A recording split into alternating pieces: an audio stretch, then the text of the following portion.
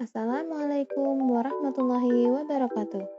Kami, peserta Latsar CPNS Golongan 3, Angkatan 23, Kelompok 2.1, PPSDM Provinsi Kalimantan Selatan, Instansi Kabupaten Hulu Sungai Tengah tahun 2021, yang beranggotakan Nani Hidayati SPD, Disna Arianti SPD, Armilati SPD, Muhammad Nur SPD, dan Mahdi Irawan SPD.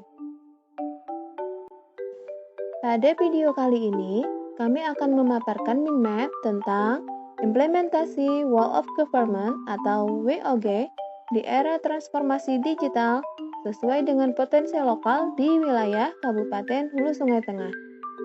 Pertama-tama, mari kita lihat dulu skema yang kami buat tentang bagian-bagian yang akan kami paparkan dari Wall of Government ini.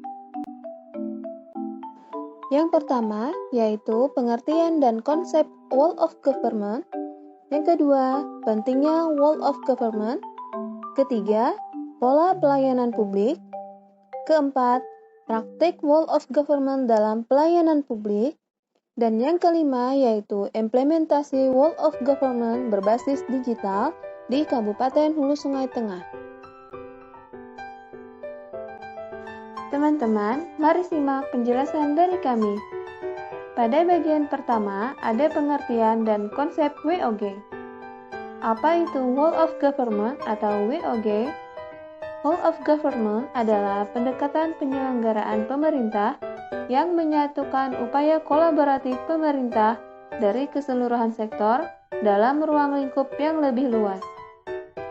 Dalam pengertian ini, WOG menjelaskan bahwa pemerintah mengupayakan agar tercapainya tujuan bersama melalui instansi dari berbagai sektor.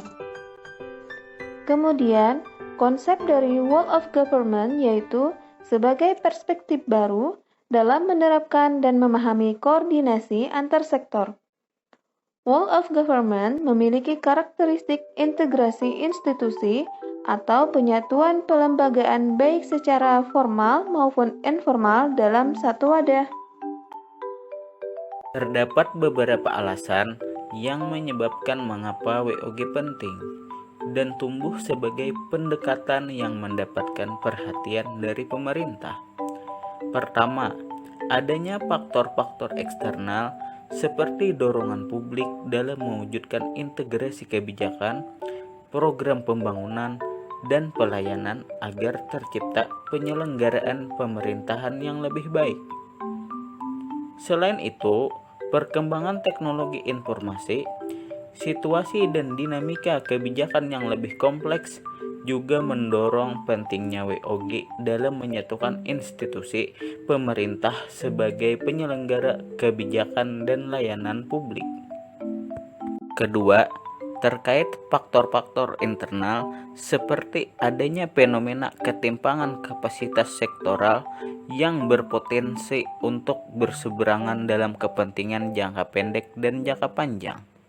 Misalnya, sektor pendidikan yang lebih berorientasi pada penyiapan sumber daya manusia jangka panjang melalui investasi pendidikan. Sementara pada sektor investasi, yaitu sektor yang menggerakkan penanaman modal, justru melihat nilai ekonomis dan keuntungan dalam jangka pendek dari sebuah kegiatan. Ketiga, faktor keberagaman. Khususnya di Indonesia, keberagaman latar belakang nilai, budaya, adat istiadat, serta bentuk latar belakang lainnya mendorong adanya potensi konflik sosial. Dalam hal ini, WOG menjadi penting karena diperlukan sebuah upaya untuk memahami pentingnya kebersamaan dari seluruh sektor guna mencapai tujuan bersama.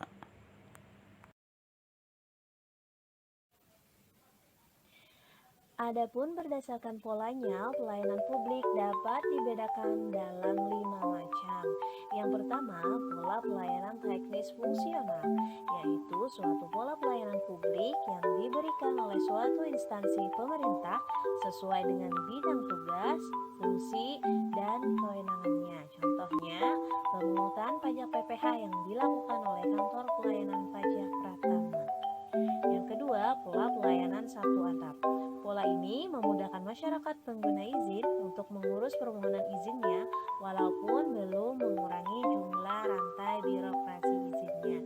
Contohnya yaitu Samsat.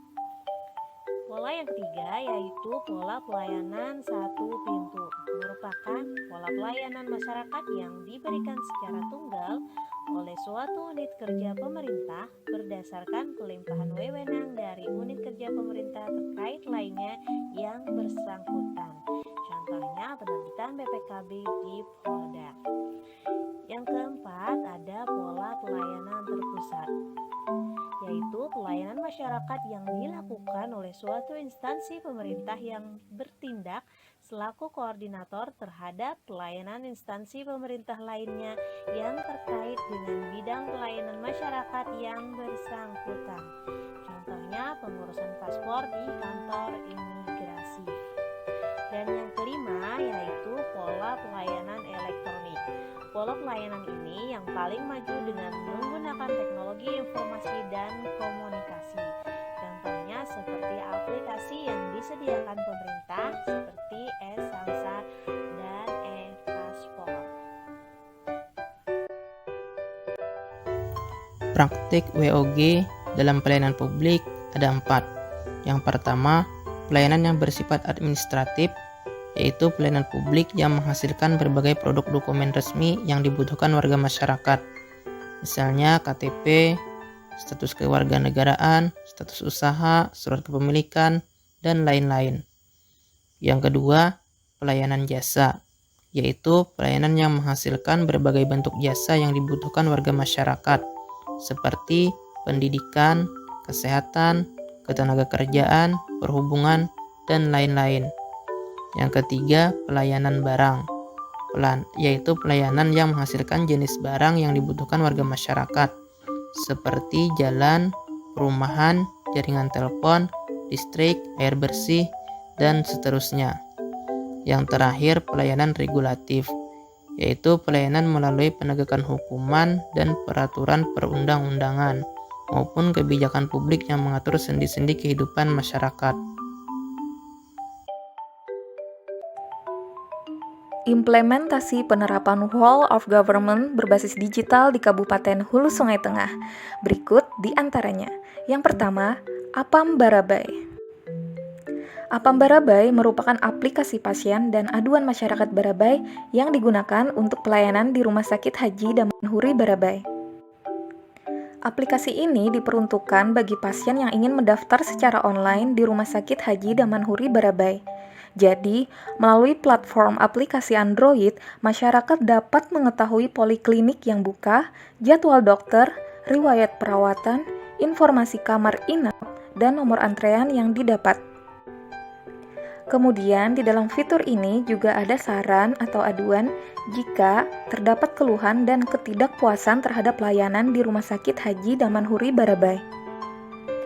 Dan yang tak kalah membanggakannya, bahwa aplikasi Apam Barabai ini menjadi finalis top 99 inovasi pelayanan publik tahun 2021, serta Apam Barabai menjadi aplikasi pendaftaran online pertama untuk rumah sakit di Kalimantan Selatan yang kemudian dijadikan rujukan oleh rumah sakit lain untuk memiliki aplikasi dengan sistem serupa.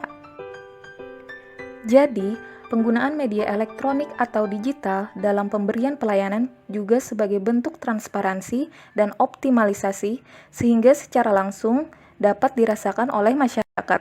Selain itu, penggunaan aplikasi tersebut dapat meminimalisir kontak fisik sehingga membantu dalam mencegah penyebaran COVID-19. Yang kedua, Pandawa.